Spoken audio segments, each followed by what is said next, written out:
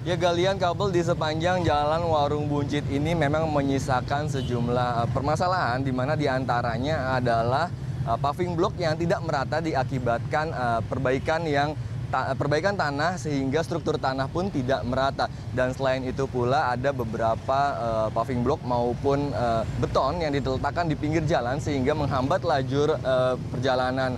Dan selain itu pula ada beberapa lubang yang masih belum tertutupi sehingga pejalan kaki masih harus bersusah payah untuk melewatinya. Dan untuk itu diharapkan pemerintah dan serta pihak swasta penyelenggara proyek ini dapat segera memperbaiki status trotoar ini kembali seperti sedia kala. Pramadika, Frans Menta, Berita 1, Jakarta. Ya, dan untuk membahas masalah ini di studio telah hadir pengamat perkotaan Nirwono Yoga, dan melalui sambungan telepon ada Kepala Humas Dinas Pekerjaan Umum DKI Jakarta, Puka Yanuar. Selamat siang Mas Yoga dan Pak Puka. Ya, selamat siang. Ya, Mas Yoga, terima kasih telah hadir di studio kami. Oke, Pak Puka, kita langsung ke Pak Puka ya. Pak Puka, menyangkut trotoar rusak akibat proyek perbaikan kabel dan galian, ini sampai mana penyelidikan PU mengenai masalah ini? Ya, jadi memang kita sadari dan kita pahami dan kita nyata-nyatanya kita lihat di lapangan, memang banyak sekali infrastruktur trotoar ya, utilitas trotoar maupun yang dan lain sebagainya yang rusak akibat dari kurang sempurnanya ya pemasangan utilitas dari dari pihak pemohon ya, pemohon pengguna utilitas tersebut. Seperti halnya kita lihat ada mungkin dari hubungan FO, fiber optik, ya, Telkom dan lain sebagainya. Dan memang terasa sekali ketika banjir kemarin, analisa dari kami adalah salah satu penyebab air yang ada di saluran tidak berjalan sebagaimana mestinya adalah banyak sekali utilitas yang memang mengganggu saluran itu menghalangi jalur air masuk dan tidak sesuai dengan yang kita harapkan.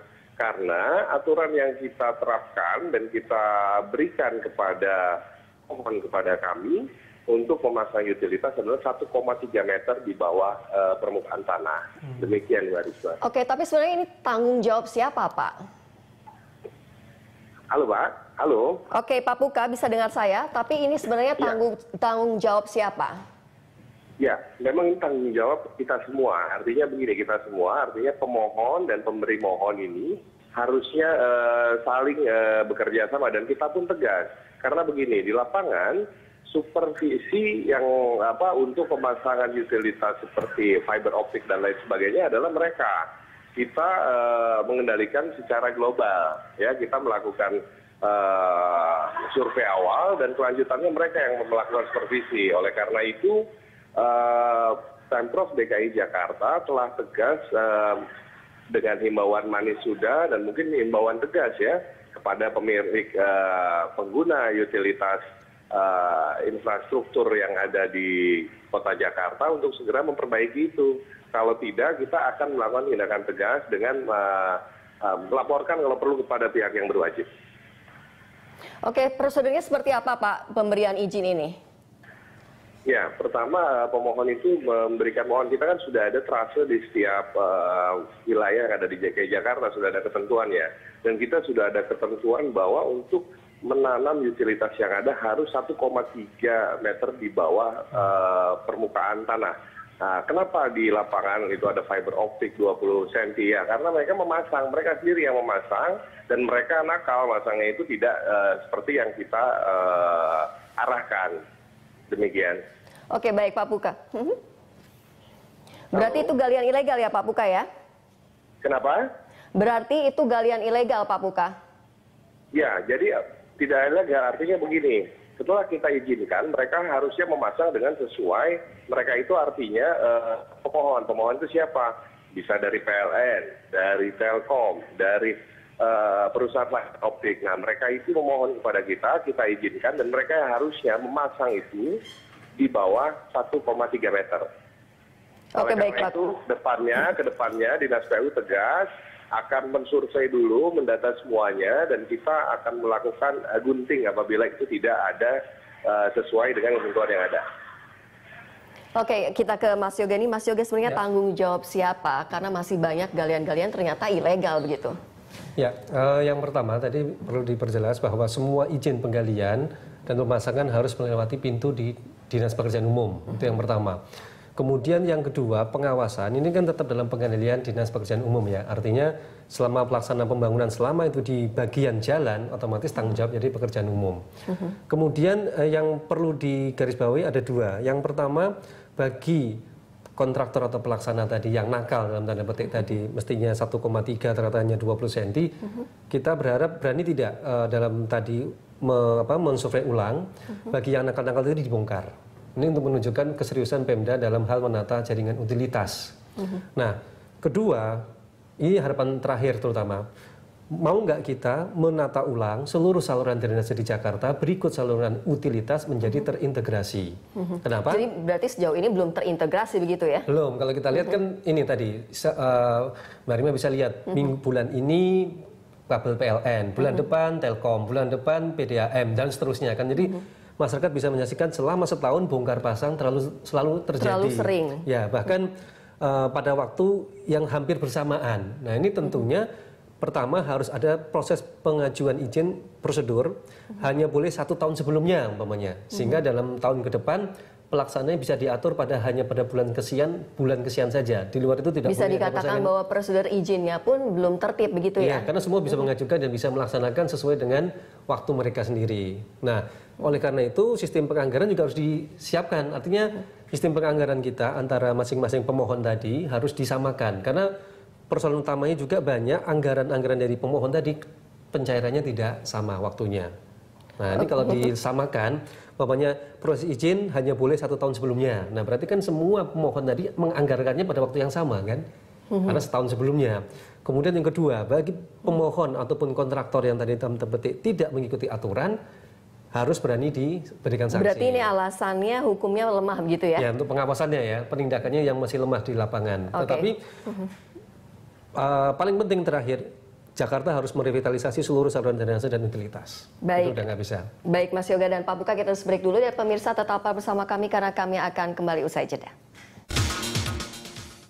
Ya, terima kasih Anda masih bersama Dialog Jurnasian dan kita lanjutkan dialog kita bersama Mas Yoga dan juga Pak Puka. Ini saya langsung ke Pak Puka dulu ya, Pak Puka ya. Pak Puka, tadi Mas Yoga mengatakan bahwa ini banyak pemberian izin yang menumpuk, jadi pengerjaannya bisa berbarengan mulai dari pemasangan Telkom atau pipa lainnya. Ini kenapa bisa terjadi pemberian izin yang menumpuk, Pak? Ya, memang kita saya akan coba memberikan terima kasih tadi sebelumnya kepada Pak Yoga memberikan informasi yang sangat positif buat kita juga bahwa kami sadar ke depannya kita pola untuk mengupdate situasi terakhir itu penting satu. Dan kedua, ke depannya kami pun akan mempola mana yang lokasi sudah diberi izin sehingga dan mana lokasi yang belum. Jangan sampai pada satu lokasi dua-duanya itu bekerja dalam waktu bersamaan atau berselang sehingga seolah-olah tiap hari ini jalanan di Jakarta selalu dibongkar utilitasnya. Oleh sebab itu mungkin bukan mungkin lagi ini hal yang pasti di 2014 ini kita mengupdate ya, kita ada kegiatan mengupdate seluruh utilitas yang ada di Provinsi DKI Jakarta, baik itu utilitas milik Telkom, milik PLN dan lain sebagainya. Demikian Mbak Rima. Oke, ini juga tadi Mas Yoga juga menyebutkan bahwa bisa dikatakan hukum yang diterapkan oleh PU juga lemah begitu. Apakah benar? Ya, artinya gini, sistem ini sudah ada. Nah, mungkin ke depannya kita harus mengikuti dinamika perkotaan yang lebih baik lagi. Nah, pada saat ini ya kelemahan daripada sistem yang ada ini akan kita perkuat. Nah, dengan apa? Dengan salah satunya ya menerima informasi dari setiap masyarakat punya usulan, teman-teman pengamat punya informasi dan lain sebagainya. Oleh sebab itu ya penting sekali kami juga akan membuka diri mungkin di bulan Februari kami akan mengundang seluruh stakeholder yang ada di Jakarta, seluruh pemilik kepentingan yang ada di Jakarta untuk meng-create bersama-sama nih sistem yang terbaik untuk kita seperti apa. Demikian. Pak Puka, apakah PU sudah memiliki data perusahaan mana saja yang melanggar aturan? Ya, kami ada memiliki data, namun demikian pada saat ini saya tidak bawa datanya, kebetulan saya berada di luar. Iya. Begitu. Iya. Oke, kira-kira berapa lubang di Jakarta yang ditinggalkan begitu saja? Apakah Pak Puka juga tahu? Halo Ibu. Halo, Pak Puka.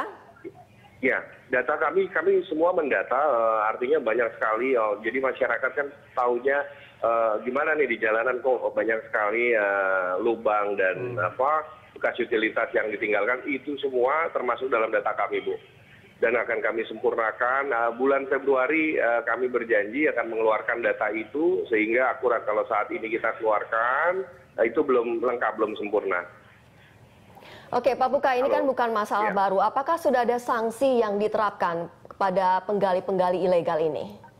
Ya, memang ketidaksiapan masa lalu kita perbaiki saat ini. Oleh karena itu, sanksi ini sangat tegas. Apabila diingatkan 1 atau 2 kali ya surat peringatan pemohon itu atau kontraktor dan lain sebagainya tidak mengikuti, kami akan mengembalikan kepada jalur hukum. Demikian Ibu. Berarti sanksinya baru diterapkan kali ini dan sebelumnya belum pernah, begitu Pak maksudnya? Sanksinya ada, namun demikian keberanian untuk menerapkan baru pada saat ini. Oke, baik. Oke, kita ke Mas Yoga. Sebenarnya adakah peraturan yang jelas dan sanksi ini kenapa belum diterapkan sebelum-sebelumnya dan baru sekarang? Sebenarnya Pemda DKI bisa menggunakan Perda nomor 8 tahun 2007 tentang Ketertiban Umum di wilayah DKI. Di Perda nomor 8 2007 ini kan juga ada pasal-pasal menyebutkan bahwa kalau ada satu kegiatan yang mengganggu, bahkan dalam tanda petik mengancam keselamatan warga, pengguna jalan dan seterusnya, si pelaksana bisa diberikan denda. Nah, di sini sebenarnya pintu untuk Pemda DKI untuk menindak bagi pelaksana ataupun kontraktor yang dalam pekerjaannya tadi tidak benar. Terus kemudian kalau kita amati juga sebenarnya dalam hal klausal pengajuan surat izin itu disebutkan jika pelaksana atau kontraktor yang tidak memenuhi persyaratan seperti tadi tidak menanam lebih dari 1,3, tidak menyelesaikan bahkan meninggalkan lubang-lubang, dan ada klausul menarik tidak mengembalikan kondisi seperti semula saat sebelum dibongkar, maka si pelaksana dan pemohon izin dapat diberikan sanksi. Nah, ini sebenarnya tinggal tadi betul kata Pak Puka, bagaimana keberanian Pemda DKI untuk menindaklanjuti perjanjian bahkan perda yang sudah ada. Jadi secara teknis sebenarnya nggak ada masalah, tinggal berani atau tidak. Berarti ini teguran bagi PU begitu ya untuk lebih bertindak tegas begitu ya? Ya, karena ini soal PR yang lama ya, yang belum pernah dilakukan. Nah, ini saya harapkan dengan dukungan dari Pak Gubernur, kemudian semangat baru di Dinas PU ini, mestinya kita bisa memberikan pembelajaran baru kepada para kontraktor atau pelaksana yang nakal. Oke, kita ke Pak Puka lagi. Pak Puka, lalu langkah ke depannya ini dari PU akan seperti apa, Pak? Oh ya, akan seperti tadi seperti Pak Nirwono Yoga sampaikan bahwa kita akan mengikuti aturan yang ada. Kita akan mengawal aturan yang ada. Kita akan memperbaiki diri. Kita akan berbeda untuk Jakarta baru, yang jelas itu. Baik Pak Puka. Itu beda dari pemerintah sebelumnya. Ya, kita diharapkan itu karena masyarakatnya juga ingin kita berubah. Gitu Mbak Rima. Ya Pak Puka, kita tunggu realisasinya. Terima kasih Pak Puka Yanuar. Siap. Ya, baik. Terima kasih. Ya, kita harus break dulu dan pemirsa tetaplah bersama kami karena kami akan kembali usai pariwara. Ya, terima kasih Anda masih bersama kami dan kita lanjutkan dialog kita bersama Mas Yoga. Baik Mas Yoga. Tanpa Pak Puka ya pasti Mas Yoga. Ini bagaimana menertibkan dan mengawasi penggalian-penggalian yang terjadi di Jakarta setelah kejadian seperti ini? Ya, sebenarnya ini mudah ya kalau kita lakukan. Yang pertama tadi Dinas Pekerjaan Umum bisa melakukan klasifikasi terhadap pemohon dan pelaksana. PU juga bisa membuat daftar list mana perusahaan-perusahaan pelaksana yang selama ini bekerja dengan baik, mana yang tidak, kemudian bisa dicek. Dari pemohon tadi akan menggunakan pelaksana yang mana. Nah, kalau pelaksananya sudah tahu track recordnya buruk, jangan diberi izin. Berarti sejauh ini masih menggunakan track record yang buruk begitu pelaksananya? Artinya di sini kan yang terjadi adalah siapapun pemohonnya, tidak peduli siapa pelaksananya, yang penting diberikan izin. Nah, kenapa bisa begitu? Nah, paling mudah kita lihat adalah pengawasan yang rendah di lapangan ya tadi ya. Karena kalau kita lihat bertahun-tahun nih sebenarnya, pelaksana masing-masing dari pemohon ini ternyata punya pelaksana sendiri. Jadi dari Telkom sendiri, listrik punya sendiri, gas punya sendiri, PAM juga punya sendiri. Nah, masing-masing pelaksana ini kan sebenarnya sudah punya catatan bagi pemohon tadi, apakah pelaksananya benar atau tidak. Nah, oleh karena itu keberanian sebenarnya dari PU untuk tidak memberikan izin. Satu, Kemudian yang kedua, kalau memberi izin tapi masih diakali, artinya tidak bekerja dengan baik, dikasih peringatan bahkan juga dilarang. Bahkan bisa jadi pemohon kalau tidak memperdulikan, tahun depan jangan dikasih izin. Tadi Anda mengatakan keberanian PU, berarti sampai saat ini dari pihak PU tidak berani menindak tegas, begitu? Jangankan dari kemarin, dari puluhan tahun selama ini tidak pernah ada tindakan tegas kepada para pelaksana di lapangan yang dalam hal ini memperbaiki jaringan utilitas maupun saluran air dan trotoar di Jakarta. Oke, tapi sebenarnya prosedur galian yang resmi itu seperti apa sih? Ya, yang resmi ini sebenarnya. Yang resmi adalah si pemohon, artinya si pemilik jaringan utilitas tadi itu mengajukan izin kepada Dinas Pekerjaan Umum. Kemudian di situ disebutkan jaringannya mau di segmen mana, jalan mana. Kemudian berapa lama. Setelah itu nanti dari Dinas PU akan mengecek ke lapangan lokasi tadi situ apakah tahun ini masih dalam pekerjaan atau sudah ada pekerjaan yang lain supaya tidak terjadi tumpang tindih tadi. Setelah itu juga akan dicek di lokasi yang akan ditanam tadi sudah tersedia jaringan tersebut atau tidak. Dengan demikian tidak mungkin ada tumpang tindih lagi jaringan-jaringan yang sama atau sejenis. Itu. Karena sepertinya misalnya sudah digali awalnya untuk memasang pipa, lalu belum beres kabel, digali lagi begitu dan tidak akan beres-beres begitu ya? Betul, betul. Nah ini artinya pada waktu pengajuan izin PU kan sudah tahu persis di lokasi atau di segmen mana itu sedang ada penggalian apa. Kemudian track recordnya kan juga ada, tahun lalu dibangun apa, tahun ini mau dibangun apa. Nah, dengan demikian tidak mungkin suatu pekerjaan tadi bisa di jalan yang sama, nih di ruas yang sama dibongkar dalam setahun.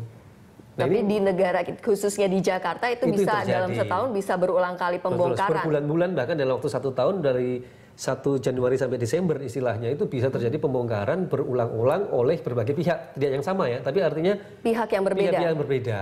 Itu yang terjadi. Padahal izinnya, pengawasannya semua ada di satu pintu.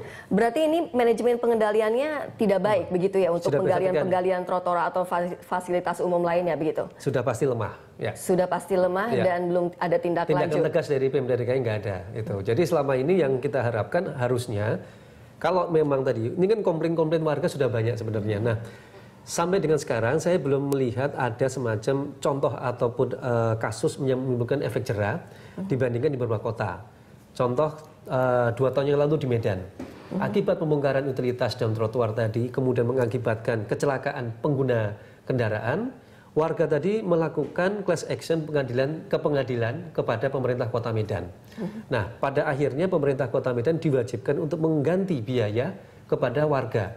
Nah, kasus ini belum saya temukan di Jakarta. Nah, padahal kita tahu kan lubangnya sangat berbahaya untuk pengendara bahkan berjalan kaki. Kalau sampai ada studi kasus semacam itu, ini mestinya akan membuat efek jera bagi pemerintah setempat. Ya, semoga saja Jakarta bisa meniru Medan begitu ya. Iya, betul. Harusnya begitu ke depan. Tapi inti akhirnya adalah kalau ingin kita segera memutus mata rantai pembongkaran utilitas yang semakin sering ya, kemudian saluran drainase yang dikatakan tidak berfungsi optimal, mau tidak mau harus dilakukan revitalisasi seluruh saluran drainase berikut dengan utilitas menjadi terpadu. Oke, Mas Yoga, kita terus break lagi ya. Dan pemirsa tetaplah bersama kami karena kami akan kembali usai jeda. Ya pemirsa, kembali bersama Dialog Jurnalistik yang mengenai Jakarta dirusak galian bersama Mas Yoga. Ini Mas Yoga tadi Anda mengatakan bahwa galian ini sering terjadi, berarti sistem utilitas kita kurang baik begitu ya? Jangan kan kurang baik, termasuk yang terburuk di ibu kota di dunia. Di dunia? Iya, termasuk 10 besar ibu kota dengan jaringan utilitas terburuk dan juga saluran air sebenarnya. Sehingga tidak heran kalau kita masih melihat sampai sekarang pembongkaran saluran drainase dan juga utilitas sepanjang bulan. Lalu yang baik itu seperti apa? Mungkin ada contoh dari kota lain atau negara lain yang bisa kita tiru? Sebenarnya tetangga kita, seperti kata di Singapura dan juga Kuala Lumpur sebenarnya sudah menerapkan sistem saluran drainase dan utilitas yang terpadu. Seperti ibu kota, mereka menyediakan diameternya itu bahkan mencapai 3 meter. Jadi orang bisa masuk dan di kiri kanannya itu disediakan jaringan utilitas yang sudah disiapkan tempatnya. Jadi sudah diketahui ini untuk listrik, ini untuk telkom, ini untuk pipa gas, ini untuk PDAM. Jadi semuanya sudah disiapkan. Nah, untuk menutupi pembangunan biaya drainase dan utilitas yang mahal tadi, maka pada waktu pembangunan ini dilakukan secara sharing oleh para pemohon tadi. Nah, kemudian jaringan utilitas yang dijadikan satu tadi itu disewakan. Jadi kalau ada umpamanya PDAM atau Telkom ataupun PLN mau nambah kabel, itu ruangnya sudah ada, mereka tinggal menambah di situ saja. Jadi tidak perlu, kita tidak ada ruangnya gitu. Tidak pernah disiapkan, itu masalah utamanya. Dan ini akibatnya apa? Banyak program-program pembangunan kita yang terkendala akibat utilitas kita yang semrawut. Contoh, pada saat pembangunan tiang monorel. Tiang monorel itu dipindah gara-gara pada saat pembangunan tiang monorel tadi melewati jaringan utilitas yang tidak bisa dipindah. Jadi tiangnya yang kalah. Kemudian pelaksanaan seperti sekarang monorel MRT. Pembangunan MRT ini banyak terhambat waktunya karena pada saat dia akan membuat stasiun maupun titik-titik haltenya bertabrakan dengan jaringan utilitas. Oke, berdasarkan kondisi tata kota kita yang sekarang, mungkin tidak membangun seperti itu di Jakarta? Tidak ada pilihan, harus. Singapura tadi, Kuala Lumpur bahkan Tokyo membutuhkan waktu kurang lebih 10 tahun untuk menyelesaikan masalah utilitas dan drainase secara keseluruhan. Dimulai dengan cara tadi, mereka membuatkan rencana induk secara keseluruhan satu kota, kemudian dia buat jaringan-jaringan utama mana yang makro, meso sampai dengan mikro, termasuk saluran drainase dan jaringan utilitasnya, kemudian dari situ dibikin secara bertahap dalam 10 tahun ke depan. Biaya pembangunan semuanya didukung, baik itu pemerintah pusat, provinsi, dan juga tadi program-program dari swasta. Seluruh saliran kabel-tabel utilitas tadi itu disewakan, jadi pemerintah mendapatkan biaya pemeliharaan saluran drainase dan utilitas tadi dengan cara penyewaan utilitas tadi kepada pihak pemohon dan pengguna. Oke, berarti itu harus dilakukan dan semoga pemerintah tegas ya mengerjakannya dan memberi sanksi bagi yang melanggar. Baik, terima kasih Mas Yoga. Ya pemirsa, demikian dialog Jurnalist yang tetaplah bersama kami.